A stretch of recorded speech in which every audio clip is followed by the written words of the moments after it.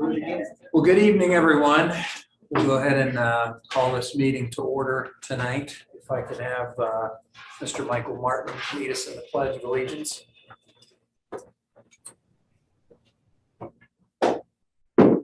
Pledge allegiance to the flag of the United States of America and to the republic for which it stands, one nation, under God, indivisible, with liberty and justice for all. Thank you. And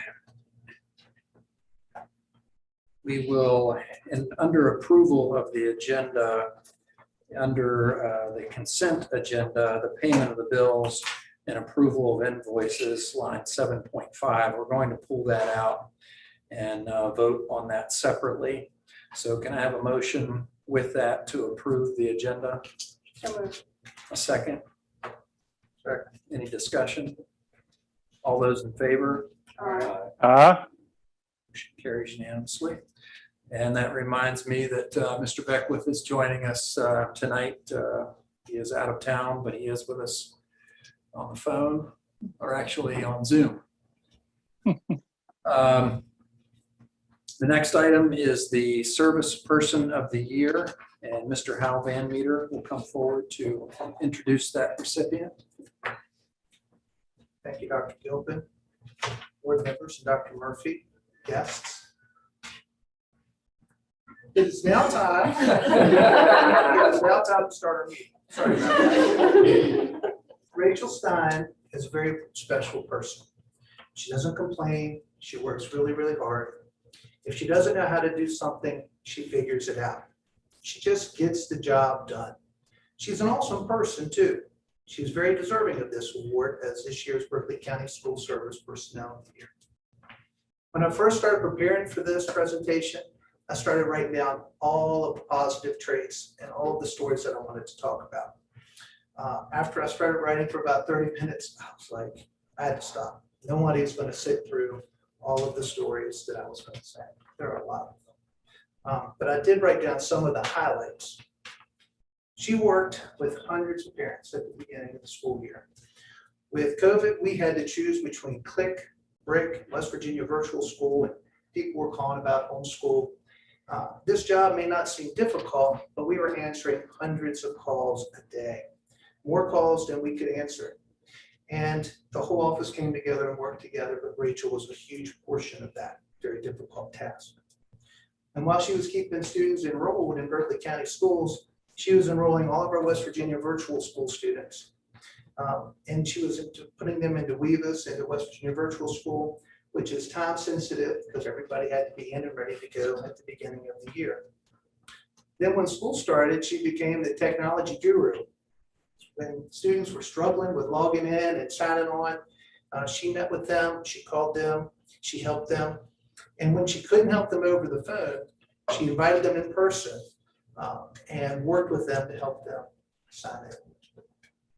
All of these things are not normally things that she would be working at the beginning of the year, but she did them so well. But in the background, she was still organizing our office and doing all of her regular work. Other activities that she accomplished were preparation for our PEDT rollout. We had to change every remote student's absence codes and attendance codes to Z1 or V1. It's about 19,000 students in 31 schools. And she worked on that so our 31 schools would not have to do that themselves. It was a huge undertaking. She helped organize this year's summer school program. She worked on many things, but the enrollment portion was really big. And finally, and probably the most important thing to me, is that she is one of the kindest people with whom I've had the pleasure of working. She's charitable, humble, and kind. She has a kind word for everybody in the office. Her coworkers love her, as you can see. So many of them are here. She's just very deserving of this recognition. So with that, I present to you Ms. Rachel Stein, Berkeley County School Service Personnel of the Year.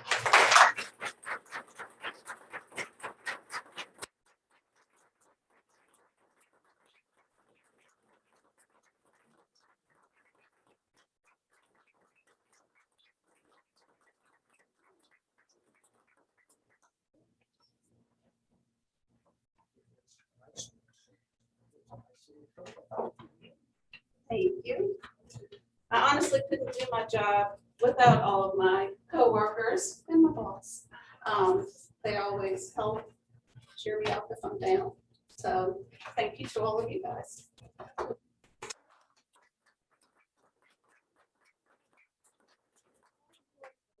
My heart for service personnel, especially Laura. And I work with Dr. Payne to see that this report was implemented. So it means everything to me to see that you got it means twice as much. Thank you. Thank you, John. Thank you.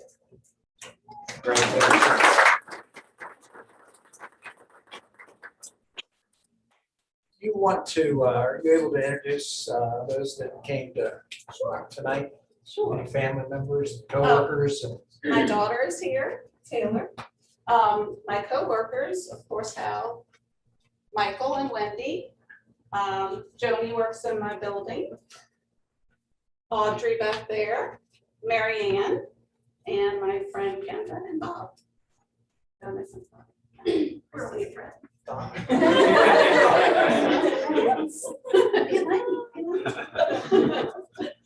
Thank you. Congratulations. Thank you. Thank you.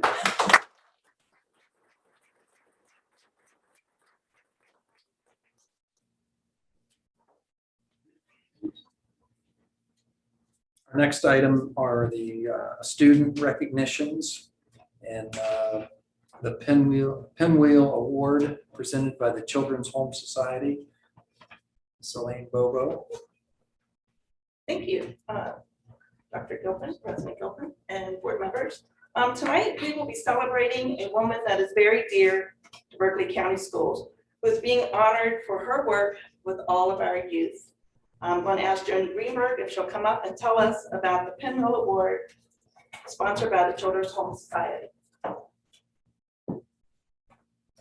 Good evening.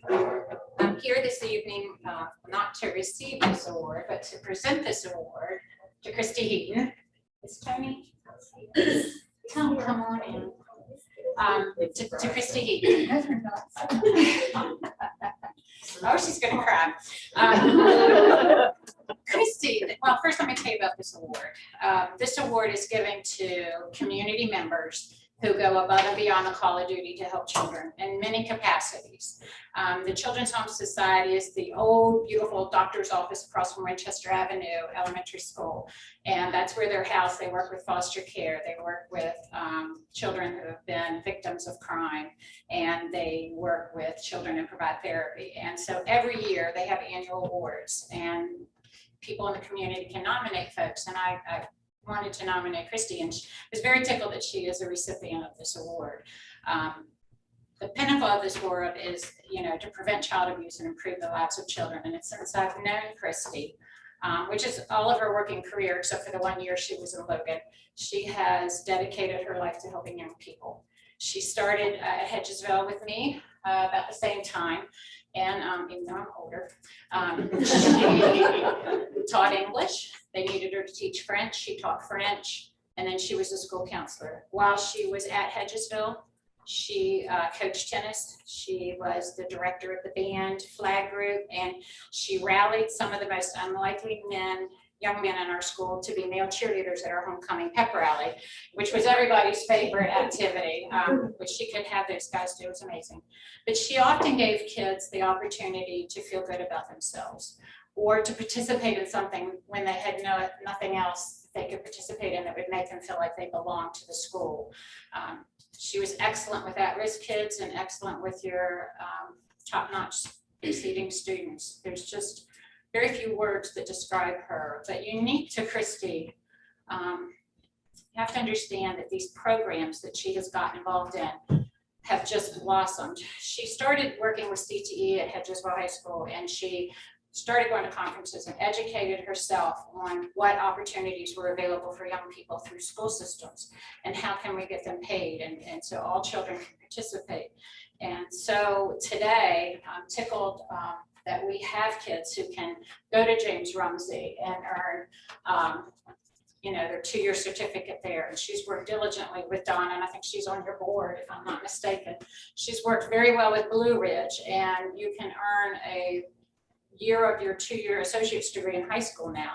She's worked with Marshall, Potsdam, WVU, Shepherd on college classes. You can have almost a year's worth of college credits by the time you start your freshman year of college. And she's worked out transportation issues with these programs and funding. You know, several of these are at reduced costs or even free. And it's just amazing the opportunities that have become available because her hands have been in the pot. She even worked with homeschool and some of the you know, credit recovery programs. It's amazing. And I don't know that most people know that about her. And it's very unique to her as a county school counselor. Now she's here and she continues to work on overseeing school counselors and also, you know, work in secondary ed. And I think that we all know that education is your ticket to a better life. If you're educated, you have more options and you're going to have a healthier family life and be a healthier person. And for those reasons and many more, I'm very pleased that she's the recipient of this award.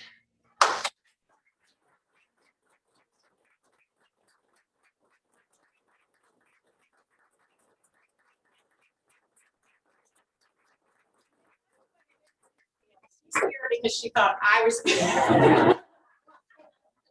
They told me. Yeah, I told her later. I was like, if she says, I don't want to stick around for that, we're going home. She thought this was going to be awarded to me. So she's amazing. Oh.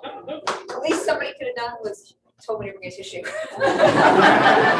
You heard her say, I do the ugly cry. So I think I tried to do that over there before.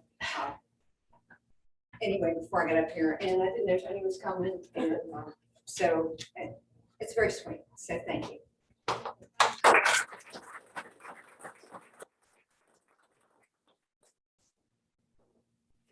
Congratulations, Christy. Thanks so much for all that you do. This time, those that want to head out are welcome to. Otherwise,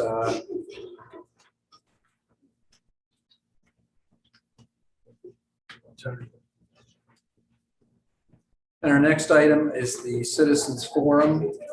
And have Beth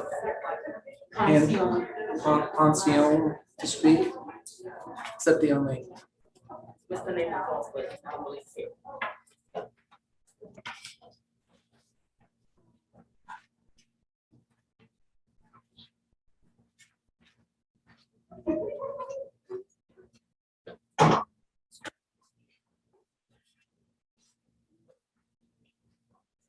Hello, welcome board members. My name is Chase Haynes. I'm going to start off this speech with a quick story, all right? I am a 2020 graduate of Spring Mills High School, all right? 4.0 student, AP classes, even got to attend Shepherd a little early. Currently, I'm studying at West Virginia University to become a vocational agricultural educator and an FFA advisor. One thing that led me to this decision was the amazing teachers that this county has provided me with that led me to want to do the same thing for other students. One thing that was very hard for me, however, was the quick adjustment that COVID has brought all of us to online learning. And one thing that I realized over this time, helping high school students up in Mongolia County, was how essential a good education is. And really, to be honest, one thing that I missed the most of all, though, was being home in the local community, local school system, and being with my friends and family in this local community. And that leads me to what we're here for today. We here would like to all publicly invite you to the 2021 Berkeley County Youth Fair, all right? July 31st to August 7th, we are holding the fair just down the road from here. And we all have different activities that we all do. I personally will show pigs. Our family breeds and raises Hampshire cross pigs to show for market value. And one of my favorite things to do at least is just attend, see the local bands, and just help out and volunteer at the local stands and just help everyone have a great time. And that was why we're here, to invite you all to have a local, to have a good time at the Berkeley County Youth Fair and just help support these local kids who have all had a rough time this past year and a half with COVID and help them feel normal again.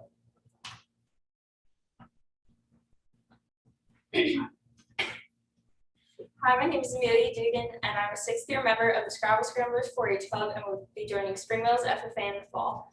I've also done Berkeley and Jefferson County Livestock Judging for about 5 years now. Parts of what I like about 4-H is how you get different learning experiences and you get to meet new people who can, like, you make really good friends, like at fair and 4-H camp and other events that you go to. And it's just a lot of responsibility raising animals because unlike a little house dog where you just have to feed, water it, and take it outside, you're spending early mornings in the barn before, if you have a sports practice or something, and staying late nights because you haven't had any time to do it otherwise during the day. And come fair time, you might not have the best animal in the show ring, but you still put in the work to be where you are that day or the entire week if you have multiple projects. During my 6 years, I've taken rabbits, dairy cattle, beef cattle, goats, and hogs. And I've done indoor projects like sewing, cooking, hiking, and photography, which indoor projects are a little different than raising animals because yes, you still have to do the project books, which I think build character and just the way that you have to answer questions and do activities that get you deeper into the project than just showing up at fair and showing your animal. So my favorite one that I've kept doing for 6 years, this is my 6th year doing it, is the sewing project. It does take a lot of work, despite what a lot of people think.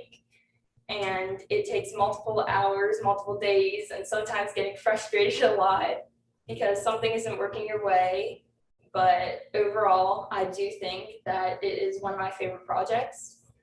Livestock judging, that is one of my other favorite things, like one of the opportunities that I get to do.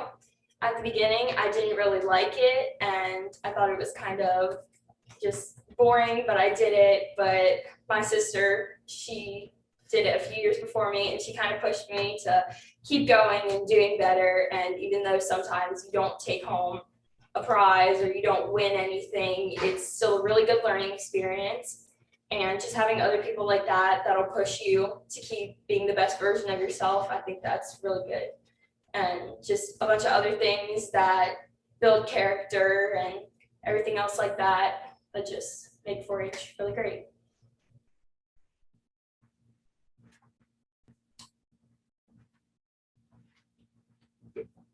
My name is Caleb Fox and I'm 12 years old. This is my 5th year being a member of the Back Creek Drive Mountaineers 4-H Club. I am taking a market steer and dairy cows to the fair. I currently hold the position of treasurer in my club. Being in 4-H has been very good for me. It has really taught me how to be able to speak in front of people and not be afraid to try new things, even if I'm not that good at it. My 4-H friends are like having an extended family. When one is in need, we all get together to be sure to help the other one out. Another great thing about 4-H is Youth Fair Week. You make friendships that will last a lifetime and learn valuable lessons. Like I said earlier, I'm taking a market steer to the fair. I purchased my steer in October of last year and will sell him on Friday night at the livestock sale. That means I will have had him for 10 months total. He needs fed twice a day. My mom feeds him in the morning for me on school days, and I take care of him in the evenings. He requires a lot of my attention to be sure I'm able to handle them correctly. I have to walk and brush him every day, and I give him lots of baths. Usually I spend at least an hour with him each day. His current weight is 1,380 pounds. Now for my dairy cows. I'm very thankful that my 2 uncles still have a dairy farm and milk cows in Back Creek Valley and allow me to do this. I will be taking 5 dairy cows this year. 3 of them are milking and 2 of them are heifers. Since I have freshened cows, I have to get here every morning by 5 a.m. to get them to the milking parlor to get milked. Dairy cows require as much of my attention as my steer does. I stay busy all day taking care of my animals and watching my friends show and have fun. I really love Fair Week. It is my favorite time of year. Even though 4-H is a lot of work, I really enjoy being part of it, and I'm happy it has taught me some very important things. I I hope to continue being involved with my club and hope to learn more new things each and every year. I hope you can come to the youth fair and see some 4-Hers in action.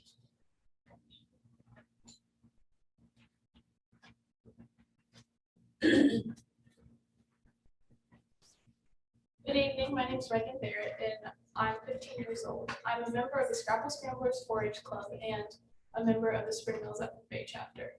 I'm currently the vice president of the Scrapple Scramblers 4-H Club and the reporter of our chapter.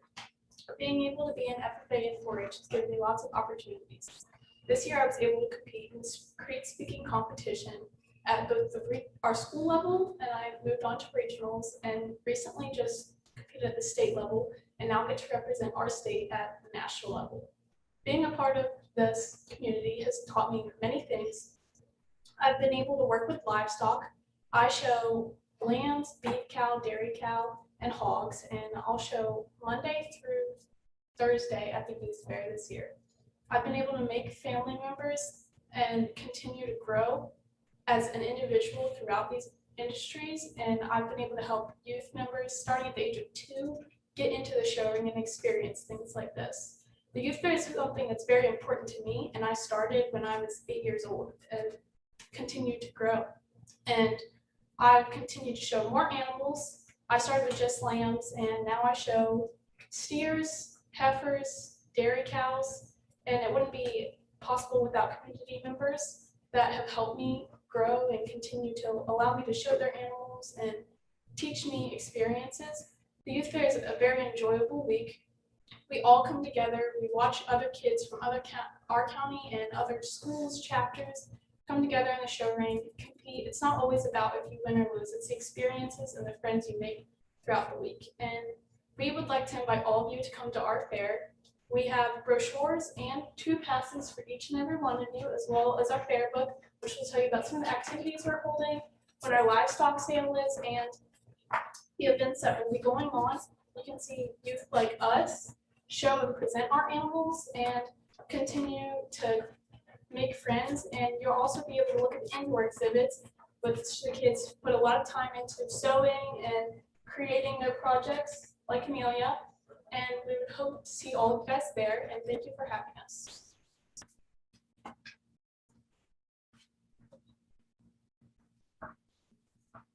Mr. President, I make a comment or they finish? Do we have to say something?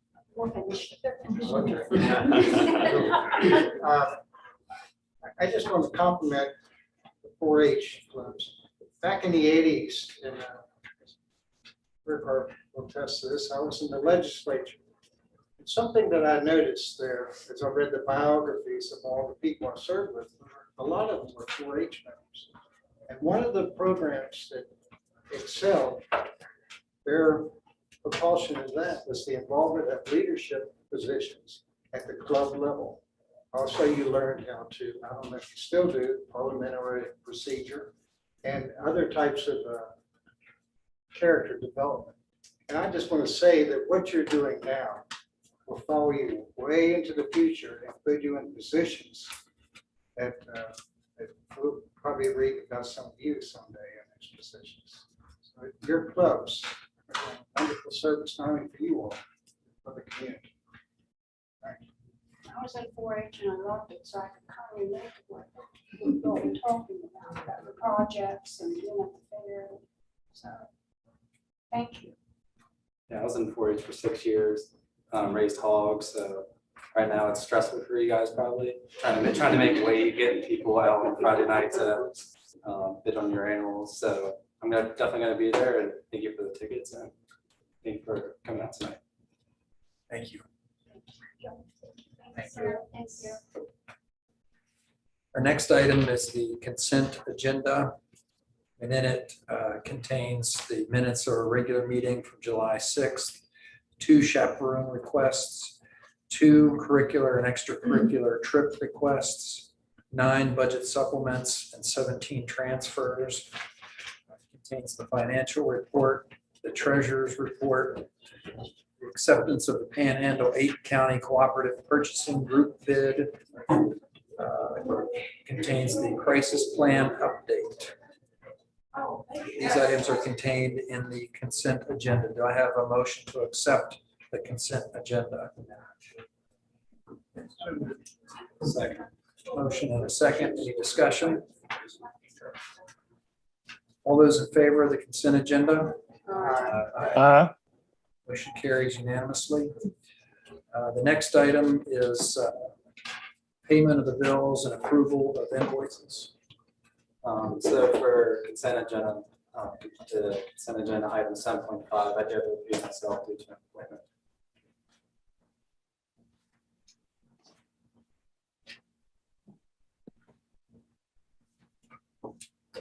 Can I have a motion to accept payment of the bills and approval of invoices?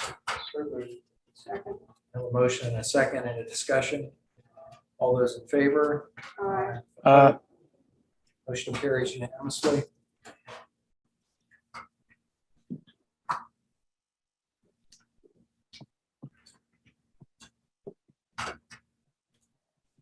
Our next item are monitoring items. And who's going to present tonight? That's the ARP ESSRF number 3. Miss Betty Ann Powell is going to present. She's going to come on the screen here. All right, okay. Can you guys see me? Yes, Yes. Can you hear me? Yes. we can. Yes. Okay.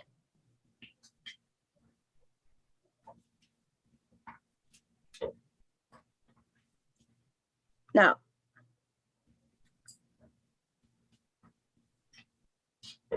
All right, so I see the I see our presentation is up, correct? Yes. Correct. Alrighty, well, I'm ready if you guys are, and I'm sorry, I'm on vacation, so I'm patching in, and I hope that my internet connection stays strong, but Dr. Murphy is there, and so is, I know Robin is there, and as is, I think Jim Butts is there, so if you have any questions and I seem to go, they can definitely help you out as well. But we just wanted to circle back to this presentation and talk to you again about our ARP ESSERF plan. We did present our presentation at the West Virginia Department of Ed, and so we are now coming back to talk to you about our presentation that we did to the West Virginia Department of Ed. And I think, Mr. Kenny, are you advancing slides for me? Thank you so much. So the first piece that we're going to talk about this evening would be the strategic plan, and this was in our presentation to the West Virginia Department of Ed. Go ahead, Mr. Kenny. All right, so we opened up with we presented this to you all earlier in the school year, but we did adopt a new mission, vision, core belief this school year, and we opened up with our vision. We inspire and empower all learners, preparing them for limitless opportunities, and our mission, we provide a safe and inclusive and adaptive learning environment with multiple pathways to success. So we opened with that positive message about Berkeley County Schools. And you'll see that picture there of our own students. And then we had a slide where we discussed our core beliefs, and you'll see those are written up there. We have high expectations, we have student well-being, equity, collaboration, and empowering all staff. And our community impact are our core beliefs. And you can go ahead and look, we had an icon for each core belief, and we discussed those with the folks that were present with the West Virginia Department of Ed. Go ahead, Mr. Kenny. And then, as with everything in Berkeley County, we wanted to be sure that our ARP ESSERF plan really linked to our strategic plan. So we have our strategic plan goals for school year 2022. Goal 1 centers around academic excellence, and you can see that it's written up there. All students will perform at or above grade level or make more than 1 year's growth in reading and mathematics. Berkeley County Schools will eliminate opportunity gaps and recover learning through supportive school-wide systems. Goal 2 is centered around health and wellness. All of Berkeley County Schools will create and maintain safe learning environments that promote excellent academic achievement. BCS will nurture all students' intellectual, physical, mental, social, emotional growth with specific emphasis on recovering from complex trauma and healthy, safe, and supportive learning environments.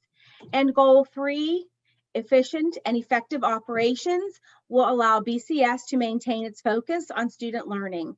BCS will strengthen and improve system-wide operations through federal, state, and local financial resources to meet the needs of the district's growing and changing community. And that is our operational excellence goal. And that's kind of all of the district together that does not fall under academic excellence and health and wellness. We kind of put them into an operational excellence and how we will succeed together as a school system. Go ahead, Mr. Kenny. So we did have a whole section on data, and we used a lot of data when we were putting forth our plan and our presentation and our budget. But at this time, that data piece is all embargoed through the West Virginia Department of Ed. Of course, since we were reporting to the West Virginia Department of Ed, we could use the data, but going forward with public presentations, we are not allowed to use that data at this time yet until it is completely reviewed and submitted and also released by the West Virginia Department of Ed. So we're not going to really discuss that piece tonight. The needs assessment piece that we reviewed with the West Virginia Department of Ed consisted of, Mr. Kenny? So with our needs assessment, we worked with our principals and assistant principals, as well as an outside stakeholder group. And within that, we had some surveys that went out, and these were some of the initiatives and priorities that we discussed and that we showed prevalent in the school year 2021. And then also some needs that kind of threaded through this for school year 22, which would be reading and math, different types of focus support groups, and things to help support students' recovery, professional development, and professional learning for teachers. School-home connection, and positive, healthy attendance groups, and making sure that we had students who we could get back in school full-time and have good, healthy attendance. So those were some things that came forth in the needs assessment that we did. And you'll notice the graphic on the side is really just a compilation of a lot of keywords that came out of those needs assessments. So some student support that came, that we kind of generated from the needs assessments that we did.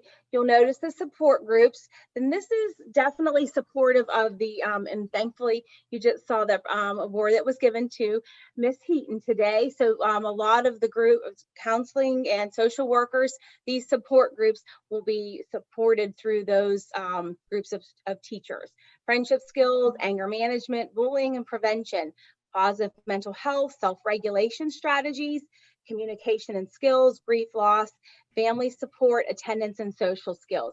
So we're really anticipating our school counselors and our social workers to be able to have different support groups like that to help our students. Support groups for underrepresented students, trainings around culturally sensitive materials, communities and schools workers to help support students. Group meetings, different home visits where we're going to be able to reach out and connect with families.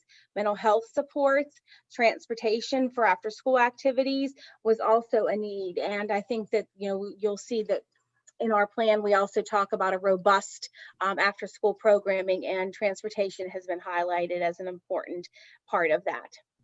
And different mentoring programs. And then you'll see there kind of going around in a circle, the face-to-face tutoring was something that was discussed as a need. Support, hold on, let me move this over here.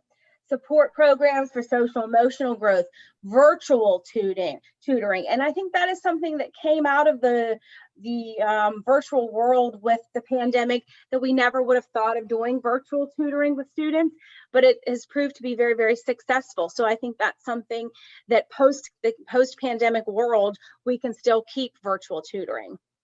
Having academic and social clubs, and for ways for students to kind of get back to living that normal life of socializing and working with other groups of children, and family engagement opportunities, wanting to really support families with their children in school as well.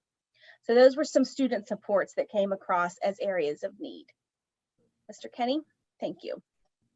All right, then also part of our needs survey, you'll see that some of the needs were additional technology supports, areas of STEAM, different ways that we could have programs to support STEAM learning, interactive boards for teachers and students to use, upgrading devices for staff and students to be sure that we are able to maintain all of those devices that we have, and that all newer staff are also getting devices. Professional learning was something that came up as an important piece for educators. Dedicated time to professional learning.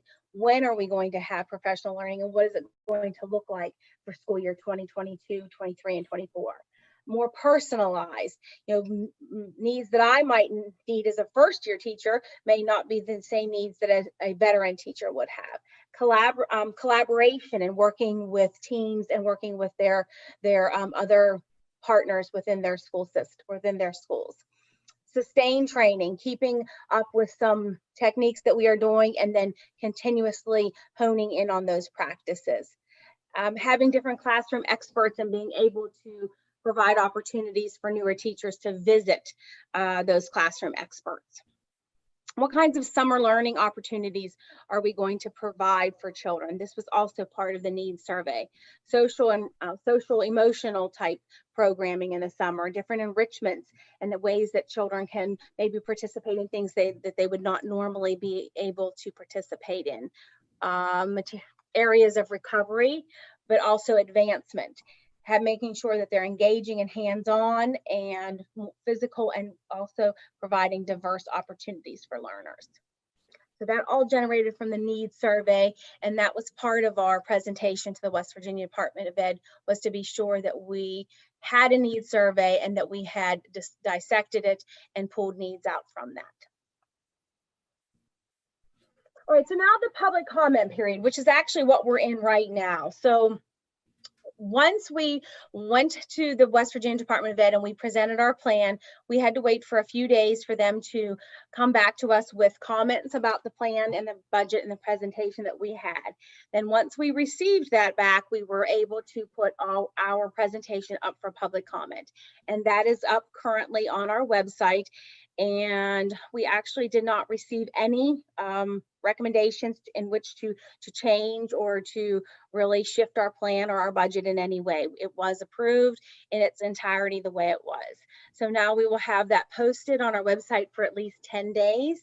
And when we submit the budget to the West Virginia Department of Ed, we will attach that link to that presentation so that they are able to see our posting and the comments that we received from that.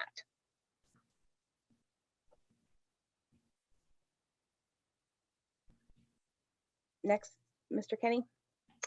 And our budget piece. And I believe that you received last week from Miss Lee that you did receive a copy of the specific budget that we used in which to write our plan, and we did present that as well. And I think that you have a copy of that. So if we will go forward and we can take a little peek at that.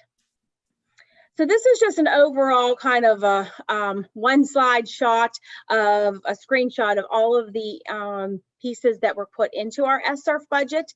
And we had to, when we were writing it, we had to be sure that we met all of the different set-asides that the West Virginia Department of Education had, or actually it was generated from the U.S. Department of Education. We had to make sure that we met all the set-asides for that piece, which was academic needs, ways that we are going to support academic needs, and then also summer learning and summer recovery, after school programming, and then we did have a large section for LEA discretion in which we can add into the other pieces if we wanted to make those set-asides any larger. But as we have said before, our total budget was a little over $38 million, and these are the ways in which we had budgeted out for those different areas. And our plan summary. All right, so what is school going to look like in the post-pandemic world here in Berkeley County Schools? So we have our accelerated learning through curriculum, and in that we are looking at ways that we are going to utilize the folks that we have put into our ARP SRF plan in which to hire. And we have our academic coaches, we have the school counselors, we have social workers, we have interventionists, which are basically teachers that are going to work with small groups of students to help them to recover. We're going to look at incorporating all of those into the curriculum that we have here in Berkeley County so that we are really tailoring to all students' needs, that we everyone is able to increase their learning and also be able to recover and advance towards the years to come. Then we have accelerated learning through instruction. And, this was a year that we also had an adoption. So we have a whole new ELA series that we have not had. And we have been able to support that by purchasing classroom libraries for teachers. We are looking at professional learning. We are looking at ways for teachers to participate in coursework in which they can also receive graduate credit, but then also be able to learn the new reading series and understand the way in which literacy should be taught. And along with our new literacy series, there's a whole host of informal assessments that come along with that, and we will be educating our teachers on how to use those different assessments and how to really gauge and track student learning. And then our supportive school-wide systems, that's incorporating all of the other support pieces that we have, such as school counselors and social workers, communities and school workers, our equity and inclusion coordinator, and really being able to look at all students individually and educate the whole child. And then our professional learning, as I had said before, we do have a couple coursework options available for teachers to really learn and study our new literacy series that we have adopted, but then also really learn and be able to grasp the literacy model that Berkeley County teaches in K-5 literacy, which small group reading, and really be able to understand and work through that process. Next slide. And here is just a little flow chart that talks about literacy, curriculum, intervention, literacy framework. We have worked intensively this past school year, and we are going to continue this work with a literacy group that includes teachers, coaches. We've had some administrators on that. We've had some folks from the central office in curriculum and instruction who have really worked to put forth a framework of literacy and what it looks like. Our instructional materials adoption, and as well as educating and supporting our administrators when they are going into the classroom and observing what is it that they should be seeing. What does good literacy instruction look like in grades K through 5? And so we are going to work with our administrators so that they are able to see and understand what that literacy instruction should look like. And then ending up with our vision, we inspire and empower all learners, supporting them for limitless opportunities. And here is the overarching alignment that we have: academic excellence, acceleration of learning, looking at our priority standards and reviewing our standards that we all of our grade levels are teaching, and what are those priority standards that we want to be sure that all teachers are teaching and students are able to grasp. We have a focus on literacy this year, as we have talked about with the literacy adoption, and of course, formative assessment that goes along with that. Health and wellness, again, another one of our strategic plan goals: explicit social emotional learning, integrated with academic instruction, supportive school and classroom climates, and authentic family partnerships. All of this is aligning together so that we do and are able to have academic excellence. And then our operational excellence, collective teacher efficacy, a common shared definition of leadership, and then in our infrastructural, how we are really all working together in which to pull all of this together and be able to come together and look at school coming back together next year. And our feedback from the West Virginia Department of Ed. So here's a little snippet that Tabitha, thank goodness for Tabitha and Elaine, they were able to kind of just provide this for you so that you're able to see that all of the areas, the presentation checklist that we received, our planning team, our needs assessment and our plan, we received all positive feedback, and we had no real notes or comments that we needed to, in which to change or fix in order to post this publicly. So it was approved, and then our next step will be to put this into our budgeting program and be able to submit it to the West Virginia Department of Ed. And that is what I have for you tonight regarding our final process for our ARP ESSER plan for our budget and our needs assessment that was presented. And at this time, I'm here still virtually. I'm here to listen to any questions that you may have. And then we also have some folks there in the room. If there's something that a question that you have at this time that we're able to answer for you. Who presented the proposal? So Who went to Charleston and presented the proposal? Absolutely. So the last time I spoke with you, we had the slide that had the different committees. So the committee that did the presentation was the executive committee, which consisted of Dr. Murphy and myself and Mr. Butts, Mr. Dilly, and Robin Lopez. Did the state board ask you any questions regarding the proposal? We did not present in front of the state board. It was different people from different departments of the West Virginia Department of Ed, and they did ask questions. They wanted to be sure that we had ways that we were incorporating students from special groups, to be sure we had special education represented. So they asked questions about that, and thank goodness we had Mr. Dilly was with us and was able to answer those questions. They asked about if to be sure really wanted to know if we had any infrastructural things that we were building, because there are different guidelines for that. So Mr. Butts was able to discuss that we didn't have any real major infrastructural things that we were building. So they asked a few questions of us for sure. Did we get the feedback in our packet? Feedback page? Feedback was not in your packet. I think it was only on the presentation that was sent to you last week. It was just that one page on that last slide there. So I think it was just in your on the presentation that you received last week, but not a separate piece of paper.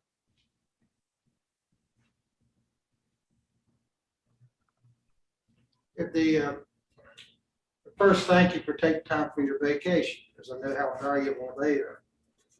They are, yes. We have a large family here. We have 4 houses full of people on vacation. So you're very, very welcome. Well, they must be out of the house because we don't hear them here. They're very quiet. I think I've threatened them a little bit, maybe. Okay. Thank you. First, the sheet that we have here on the budget, I saw the total of $38.5 million. And then I see the totals here. They're highlighted in different colors. Could you comment on that? It's the 38, I didn't add them up, but does this add up to $38 million that you have here? Yes. And the different colors were actually, they kind of kept us straight in being sure that we hit the different areas for the set aside. We had $589,000 that we had to hit for summer learning. We had $589,000 that we had to budget for after school programming.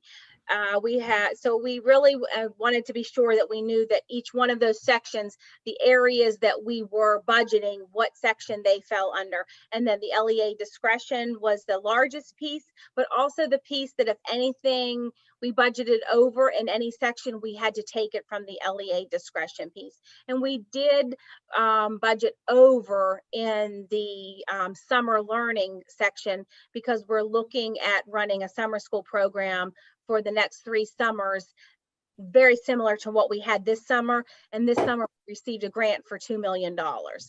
So Right. if we didn't, yeah, that's why. That's a $6 million. And Mr. Butts is there. I don't know if he had a added comment about budgeting as well. I saw the $1 million on the back of indirect costs, which you add to all these numbers here. Did you have Right, something? and that indirect number will change when we did our presentation at the state last Monday. They informed us that we can use what's called our unrestricted indirect rate, which is a much larger amount. That money will then come into the general fund that we can use for whatever purpose the district deems necessary. Oh, that's good news. On the summer school, are you going to have a follow-up, like, the positives and negatives? When some of these students, it was the first time to be back in the school, and I understand some of them couldn't handle the structure and they were causing problems and stuff. Will you have a breakdown of, do you have a way of measuring the success and the problems that you encountered the first year after having this interruption? So let me intervene. Thank you, Mr. Murphy. Actually, we do have a monitoring item slated for, I think it's the next board meeting, August the 3rd. And from all reports, I'll kind of rebuke your statement there about disruptions and problems with summer schools.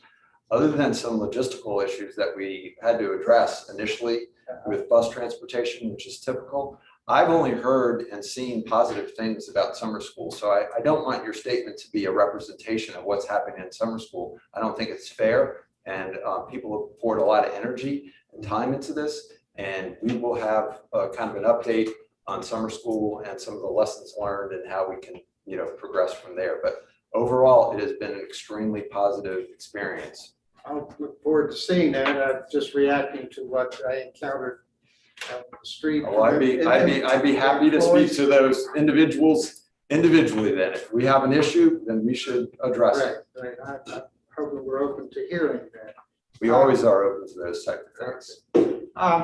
And also, Mr. Murphy, we've done a family survey that the West Virginia Department of Ed has done, and we are looking at doing, teacher surveys, teacher and administrator surveys about our summer programming as well, so that we can plan for the future, because this is a multi-year grant. We have it's $38 million to be budgeted and to be planned and used over a period of 3 years. So we are definitely looking, a budget is a plan. So we are looking at using those kinds of things to help continue our planning for the next few years.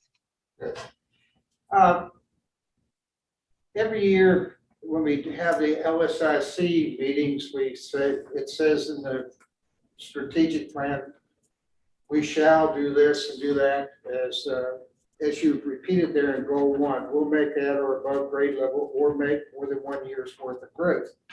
And then you explained about the results are embargoed right now. But I had the opportunity to serve on a committee this year working with the department, I guess the Office of Accountability. Mr. Hicks was one of the people. There were several others. And I asked this question, well, why do we have to wait till the fall to see this embargoed information? And I understand you have to pull out the students who did not meet the threshold of 135 days attendance, and I don't know what other things, but I had the impression after he checked with the other offices that this information, the unfiltered information, is available soon after the tests are administered. It's just that the public release of information of the final results after determined by who is counted in this test is not released. But that board members in executive session, if we're talking to the superintendent about an evaluation or something like that, we could review this information. And that's just something I'd like to stress, that we need as a board under the law in monitoring the academic progress of students, we need to start seeing the information of the results of the tests to understand where we are as a county. I don't know the law number, but I know that the legislature has put the responsibility, which I gladly accept, for a thorough and efficient education down on this board. And one of the indicators is the one that you talked about, that's embargoed. So I'm just saying, I'd ask that you review that position, communicate with Mr. Hicks, relay my question, why can't this board in executive session see the embargo results in confidence with the understanding we may not go out and talk about them because the parameters, limitations have not been fully exercised, if you would. So I'll interject again. Okay. And we have been instructed by the state superintendent that the data are embargoed until the state board sees that information. We have a second monitoring item at the second board meeting in August when that information will be presented by Ms. Lopez. So we are prepared to bring that data forward and share that with you. Yeah, I just don't want to go into the fall saying what we shall do next year without having access to what we've done this year in a process that we don't just touch on it like a rock skipping across the water. We delve into it and have a chance to do what we are, as a board, told to do. And also, I understand what you said, but I'd also say I heard after a question from Mr. Hicks that this board could see the information. Finally, in these numbers, we have a 3-year commitment. I encountered a school board member from Kanawha County this past weekend in a discussion. And he told me how they were using COVID money to make health corrections in the restrooms. And I'll let Mr. Butts jump in here. And I want to share with the public, I've talked over with Dr. Murphy before this meeting and shared that this question was coming. I don't want to blindside you. So go ahead, Mr. Butts. Well, what is your specific question? Oh, and my question is, could we use COVID money to upgrade our restrooms in the county? When you say upgrade, Yes, sir. you mean, Add more units to the thing so that there's more availability. I believe if you asked, and I'm going to speak for Kanawha County because they're not here, but I believe you asked them that money is reserved for COVID-related items, i.e. Touchless faucets, touchless hand sanitizers, touchless paper towel dispensers. We in this district have not had a need, or believe there's a need for the urinals that you continually request. I'm in my 11th year here. We continually meet with principals on a regular basis. Annually, we meet with them and ask them for any of their maintenance requests. This has never come up from anybody in our district except for you. So for us, our position right now is that is not a need for us to address. Secondly, the COVID money again is for COVID-related activities and expanding your bathrooms. I'm not sure we would qualify under that restriction. And if you use federal money, you have to follow the Davis-Bacon Act, which then we'd have to pay prevailing wages for any construction activity we do. There's other hoops we have to go through. So I would suggest that that's a real needed issue. We study it to make sure that's what's required. And obviously we have unrestricted funds in our general fund. We have a bond coming up, but again, this need has not been addressed by anybody in this district but you at this time. I appreciate the recognition for what I've been advocating. The one question that should be asked, that we should do, is look for bottlenecks to instructional time. And that might bring some light to some of the problems that we have.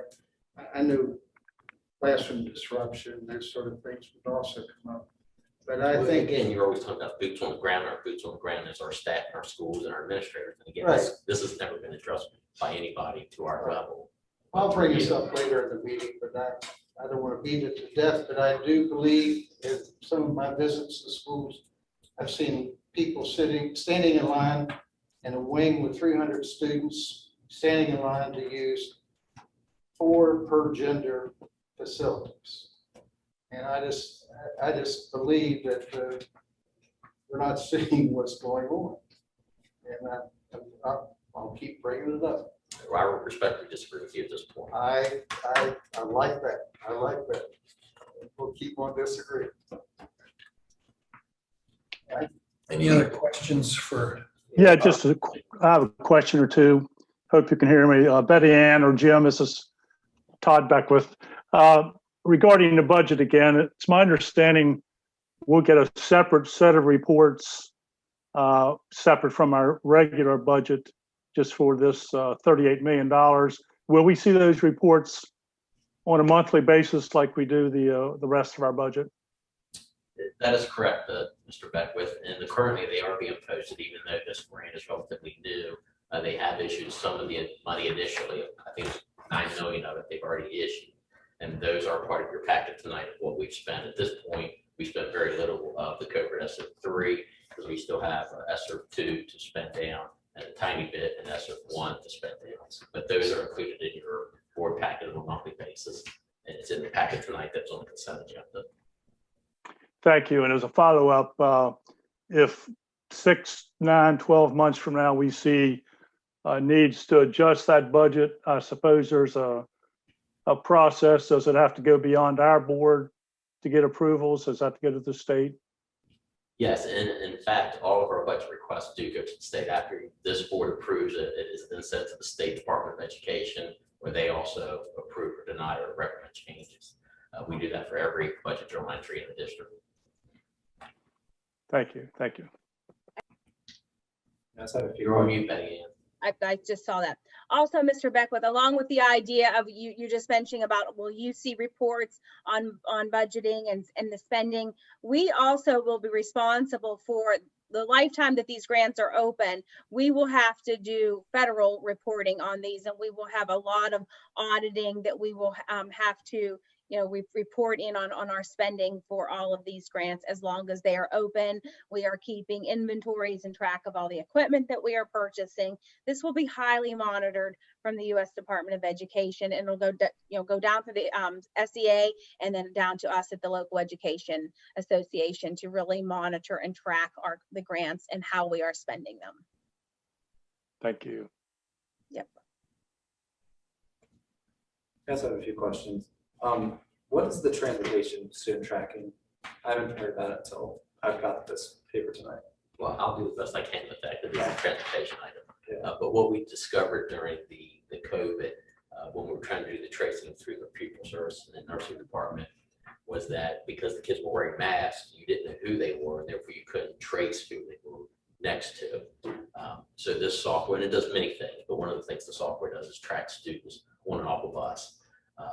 Depending on how far you want to peel that onion back, it also can give real-time data to parents, where their kid is on the bus, did they get on the bus, what house did they get off at. So all that is available to track. We also, this software also provides information for special ed students because you have to bill transportation to Medicaid, you have to have another billable service. So this way it would track those IEP students that have transportation in their IEP for us to do our Medicaid. So it has multiple layers to it, and that's just a high level view. Gotcha. Is it the $3 million over a 3-year period? I'm guessing. It is a longer extended period for that. And I don't know what the final number was, but we were trying to get a lifetime license for that. The problem with that is the technology continues to change, so you want to be careful how far you go out because we may not be using tablets in 5 years or 7 years.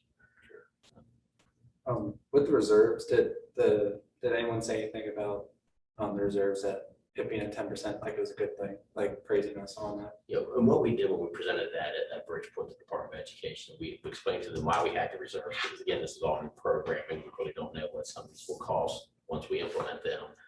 And it's because again, it's a 3-year project or grant that we explained to them that as each year went by, that 10% reserve would be reduced as well. Then we'll redirect that money to the educational services. Thank you. So the reserve amount, that's a normal amount, that's probably not a good word. Normal. Well, is that high? Well, again, when you look at your complete budget, Yeah. the state expects a minimum of 3, recommends Okay, 5. so that's what I was But the wondering. GFAO, the Government Federal Administrative Office, they actually recommend 16.67%. So we're in the middle of those two pivot points. So like 3% a year. Yeah, 3% is the minimum the state expects a district to have in reserves. Thank you. Thank you. I'll just remind everyone, which it wasn't said this evening, this is a 3-year plan. So the money is over the next 3-year period. And we'll be watching this, and all the points I think that were raised tonight are applicable. So, and the state reminded us as well when we were in Fairmont, so.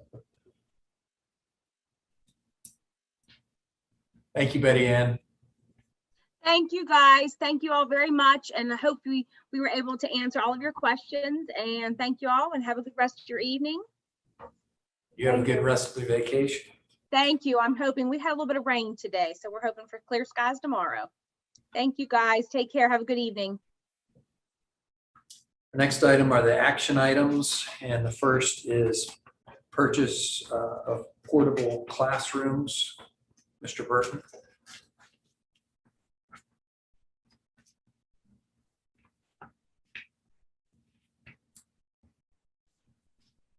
President Gilpin, Dr. Murphy, members of the board and staff. I'm here tonight to ask the board to approve purchase of a 4-classroom portable unit that would be located at Hedgesville Elementary School to house the pre-K program in that area. We've recently lost 2 pre-K classrooms at Hedgesville Elementary as the space was needed for kindergarten and for special education. We currently have pre-K classrooms at capacity at Hedgesville Middle, Hedgesville High School, James Rumsey, and Hedgesville Center. And we are proposing using some of the ESSER 3 funds to purchase these new classrooms to meet the need for additional space. The bid you have in front of you is from Vanguard, and it was obtained through the TIPS Cooperative. It's a 64 by 68 foot 4-classroom unit with restroom facilities to be installed on our site for $447,057.85. The manufacturing of these units, like many things, is running behind, but if we place the order in the near future, we would expect to have it installed by the end of this calendar year. So these classrooms would fill the immediate need for space, and as we look at building permanent space in this area for pre-K classrooms, then these units could be relocated to meet our needs for space to other places in the county. Just, can I ask a question? Does anybody remember what the last modulars cost? I guess I'm asking how much have they went up because of the, I'm sorry, I don't have that information to share with you. I can say that looking on average, it looks like they're running around $150,000 for a single classroom unit. So I felt like this was a really attractive price to have a 4-classroom unit with 2 pretty big restroom facilities for $450,000. seemed to know that they used to be like 90,000 a classroom. Mr. Butts might be able Yeah, to tell I us. just was wondering what the cost right now. You're how probably much they- correct with the increase in Yeah, construction recently. I support doing this. And as I shared with Dr. Murphy earlier today, I'm the coach who gives them my good friend here the game plan before the game plays. So I don't know if you ever dealt with somebody who plays games like that, Mr. Murphy, but skins versus shirts here, so let's go for it. What Mr. Butts, I'm sorry he's out of the room, but if you look at the floor plan and you look at the plumbing section in this spit, this plan is doing what I've been advocating should be done in all the schools. We have a 20 student limitation in pre-K, correct? Yeah. 20 students? Yes. Okay. So we're talking about 80 students in 4 rooms in this complex. And in this complex, we are going to have the facilities, if I'm reading it correctly, 11 facilities for the children. And what is really impressive, not only are we going to have more facilities in this building for 80 students than we have in another building for 300 students. 2 points for me, Mr. Butts. But at any rate, we have also, and I've heard this issue, we have a place for those special needs students who need personal care in this facility. I mean, this is state-of-the-art restroom facilities. I'd like to have my name on the door that goes into this place. I'd be proud of this. Because we have, for 80 students, we have 13.7% facilities for the children. Get them in and get them out. Meanwhile, in one of our schools where we have 300 students per wing, we have a 2% facilities awareness. That's a bottleneck. I've been asking not for 14% facilities, I've just been asking for 7% Does this increase. pertain to the portable classrooms? Yes, sir. This is showing the progressive nature of this county and buying this portable classroom and providing turnaround time so that these children are not waiting in line to go to the bathroom, but they're going to be getting instructional time. And that's my point. This is a model here. I'm not asking this county to go this far. I only want to go half this distance, and I think it'll improve the instruction time, which this board has to be concerned about. Get these kids educated. Get them back in the classroom. And I would just like to say this is a wonderful model, Mr. Butts and others who are not paying attention. This is the right direction to go, and I wholeheartedly support this and hope you use this model and others. Half of it would be a big improvement over what we're doing now. Thank you. Can I have a motion to accept the purchase for the portable classroom at Hedgesville Elementary School to house pre-K students for classroom? So moved. A second. Any discussion? I just have a few just comments. Thank you, Mr. Burton, for giving my request of the current conditions of the current portable classroom, sorry. I'm just gonna say I'm not supportive of portable classrooms in the county, but I understand the need that I was discussing with Dr. Murphy earlier in our phone call. But I do support this since it is the need of us right now. But just in the future, I hope we can have permanent building infrastructure and different bonds and levies. But thank you for the report and I support this measure.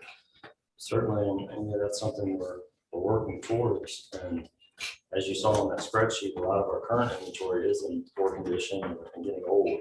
So by purchasing a few nice new units, as we start permanent construction, this could definitely be reused, even as temporary measures that we're doing addition to a building. If we can use this temporarily as we do the construction. Thank you. Yeah, it also, I've got to mention this. Here we are, health issues. We're passing out all this sanitizer and everything else. But in our present schools, when you go down that hall with 300 students, you only have 2 sinks to wash your hands. This has 4 in each 8 of them for 80 kids, 10 per kids per thing. So cleanliness is even taking a big improvement here. And it's another thing to keep in mind when you're talking about future construction. All those in favor? Opposed? Motion carries unanimously. Thank you. Personnel actions, Dr. Schooley. Good evening, President Gilpin, members of the board. The personnel actions dated Monday, July 19th, 2021 is as follows. For our coaching appointments, we have 9 new coaching appointments. 8 of those are paid and 1 is an unpaid volunteer coach. Looking at pages 1 through 7, we have 73 renewals of the fall sports contracts that are occurring. We have 2 coaching resignations beginning on page 7. We have 4 additional extended summer school postings or positions to be filled, and 1 rescinding of an appointment from summer school. Through the grant funds, we have 5 new appointments of professional personnel. We have 2 changing of service of professional personnel through grant funds, and 1 policy 5,000 within the building. We have 3 new transfers from 1 location to another through grant funds of professional personnel. We then have 2 leave of absences for request, and these are both unpaid. General operating budget professional personnel, 12 new appointments of personnel. With the resignation approved last board meeting of an accountant, the EPIC stipend supplement is switching to another individual. So that request from the EPIC council has come through. We have 5 new rescinding of appointments. Those individuals either chose not to join us after appointed or came into some certification issues. We have 5 professional changes of service, and on line 123, we see the new assistant principal at Spring Mills High being recommended, Carla Hilliard, who's an employee currently at that school. We have 1 mutual agreement of changing of the location, and we have 7 policy 5000s. We have 5 professional employees resignations and 2 retirements. And I will note line 141 with the retirement of Mr. Dave Kenny, our Director of Technology here this evening. We, at the end of this school year, or calendar year, excuse me. We have 10 professional transfers through pages 13 and 14. Beginning on page 14, we are removing 2 professionals from the transfer list and assigning them. Now we're on to the service personnel. We have 6 new appointments of service personnel. 1 correction based upon the sizing, the location and the number of days was missed. 1 rescinding the appointment, chose not to take the job. We have 4 changes of service personnel and 5 resignations of service personnel. 18 transferring from one location to another through page 19. And then beginning on page 19, we have 2 removing from the transfer list and 1 assigning. We have 1 individual who chose not to go ahead and move to a secretary position, so she's rescinding that. We have 1 correction of a service employee for sole.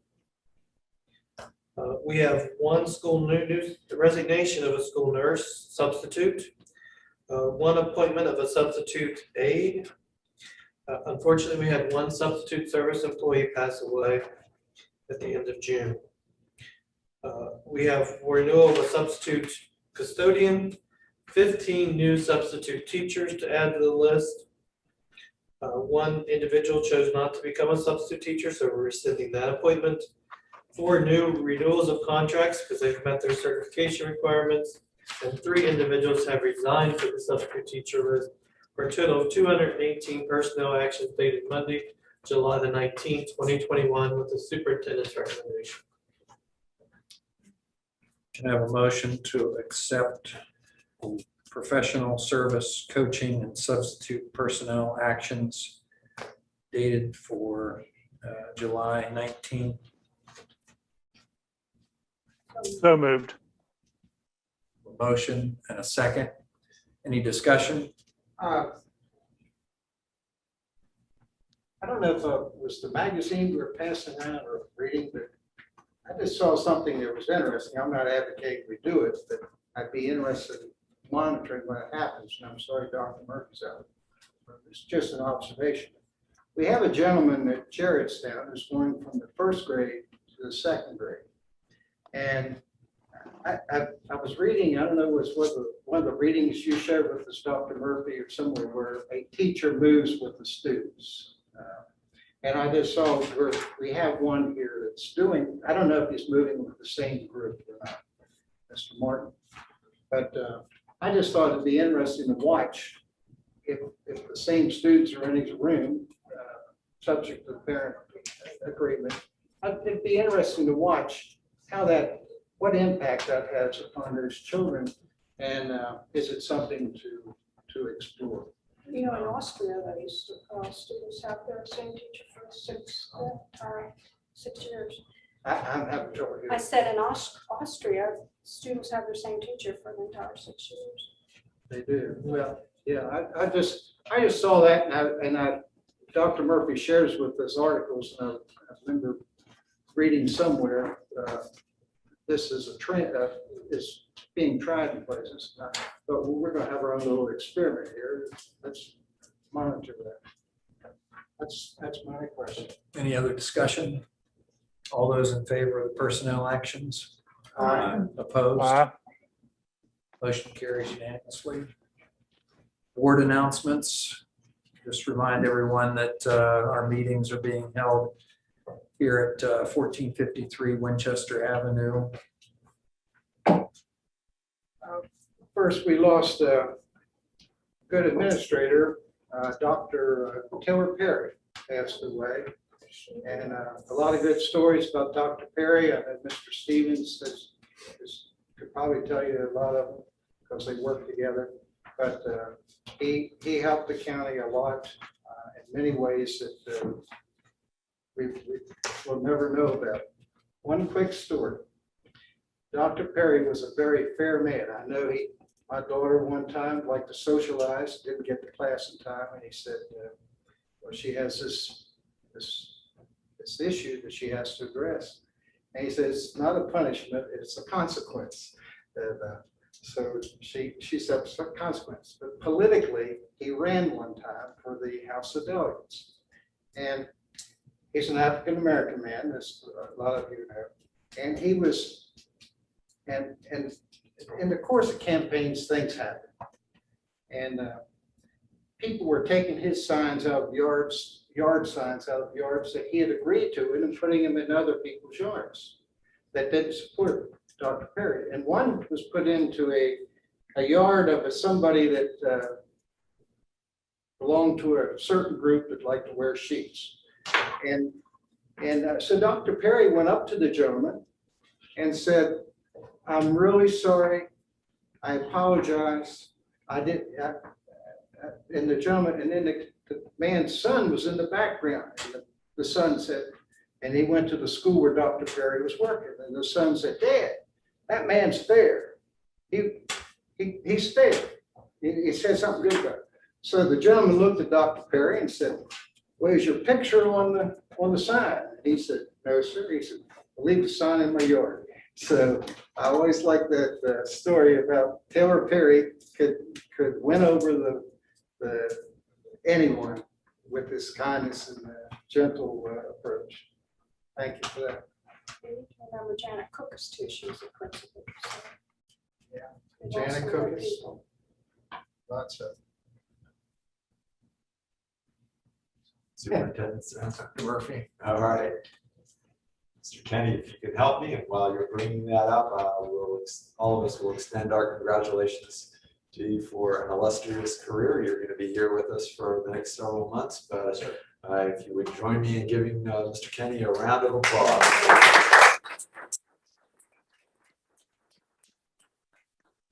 So a couple things that I just want to highlight for you this evening. If you go to the second slide, Mr. Kenny, I want to let the board know that today, Mr. Butts and his team, along with Dr. Schooley, we were able to push out the different sick leave bonuses we had from the county, from West Virginia Department of Ed, and then also the bonus that we provided this year to thank our staff for their work with COVID-19, and we were able to fashion that around an additional bonus. The bonuses ranged anywhere from 1,800 to close to 2,400 people taking advantage of those. So I want to thank those individuals. They worked and earned that money. And I think it's just another benefit that we have here for staff that we're able to capitalize on. So congratulations to those folks. I know there have been a few questions, and please ask. We will be following up with those individuals that may have questions around that, and board members. If you get questions, I encourage you just to send them my way. I want to support the presentation we received earlier this evening about the SRF plan, comments through July the 30th, and you can go to our website and we're looking for the community participation in that. We've got our Leadership Academy coming up July 29th and July 30th. The board have received materials or are invited to this event. It's an annual event. We also have all of our school-based and central office staff participating, along with our aspiring leaders. So depending on attendance, it may range anywhere from 150 to 200 people on a daily basis. We also have our athletic and activity physicals coming up. They're going to be held at Dorothy McCormick Center. And for Musselman, Spring Mills, and their feeders, that will take place on Tuesday, July the 27th. And then for Martinsburg and Hedgesville and their feeders, middle schools, that will be on July the 29th. Both times are from 5 to 8 p.m. And we appreciate the support of the community. If you have questions, students or families, I encourage you to speak with your activities director or athletic directors at your high schools. We also have our new employee orientation, which once again, I know board members have attended this in the past. You're invited again this year, and we'll be getting a formal invitation to you from August the 11th through Friday, August the 13th. And there's just kind of a host of topics that we'll be sharing and engaging with our new employees. And this is new employees new to Berkeley County. So it's kind of a range of individuals from new professional to service, and their participation in that, along with long-term substitutes. Opening day, we've begun to receive a number of questions about opening day and what school will look like when we open. Right now, we are waiting for some additional direction from the state.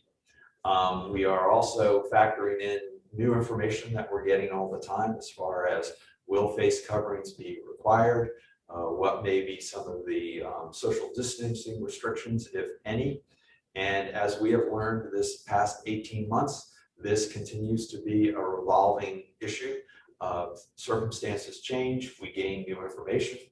And so we are going to wait a little bit longer until we get a little bit more clarity, continue to evaluate the situation, and then be able to give a clear message once we begin and start school. So we are thinking about these things. I just wanted folks to know that. We are putting plans in place. And right now we are listening very carefully to what many of the health experts have to say, as well as many of the other individuals in leadership positions. But in the meantime, what families can begin to do, because we are going back to what we typically are familiar with a school year, is to begin to talk about daily schedules and daily routines. And what might those daily schedules and routines look like? So I'm going to just encourage families to talk about what the schedule for waking up early in the morning may look like. How do you get prepared for school? What do you have time dedicated for, set aside for homework? Do you have a special place in your home that you are going to dedicate just to studying? And what are different restrictions that you're going to replace on the amount of time you spend watching television or cruising the internet or doing all those other activities? And I encourage parents to begin to have those conversations and make a contract with your child. Also, what time are you going to be going to bed in the evening? So talking about routines, I think, is real important. It's a safe place right now because we're about 6 weeks out from school starting, but I want to encourage those type of conversations to begin. So that's all I have this evening. Thank you very much, Dr. Gilson. I'm waiting to send us something on the Leadership Academy. What is the date again? Can you send us something on that? The Leadership Academy is July 29th and 30th. And where? That's going to be at the Holiday Inn. Okay, I thought that's what you said. Yeah. I'm just watching national news. A lot of students are working because of the job, the shortage of employees. And I was just wondering, is there any thought of it done of communicating to employers about the hours they're working our students in the fall? Is there a limitation or anything like that, so that they're not asleep in the class? Yeah, we have discussed that. Many families are addressing this, and we are particularly talking about this with our high school leaders. I know back when the pandemics first kicked off, that was something that I wrote an editorial to the newspaper about. It might be something that we want to refresh again, because a lot of the responsibilities have been put on the shoulders of those children, and they have become an additional source of income with some families that may be struggling. We don't want to lose them. Right. I have a motion to adjourn. Mr. President, I'd like to make a motion for the Mr. Beckwith and the four of us and the superintendent to go into executive session. For the purpose. Personnel. Person. Do you have a second? Second. All those in favor of going into executive session to discuss personnel? Aye. Opposed? So we will go into executive session at 8:30.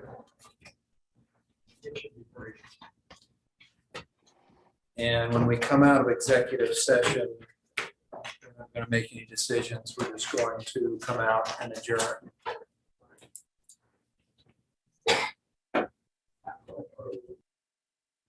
So we're going to come out of executive session at about 8:41. Can I have a motion to adjourn? So moved. I have a motion and a second. Any discussion? All those in favor of adjourning? Aye. We are adjourned.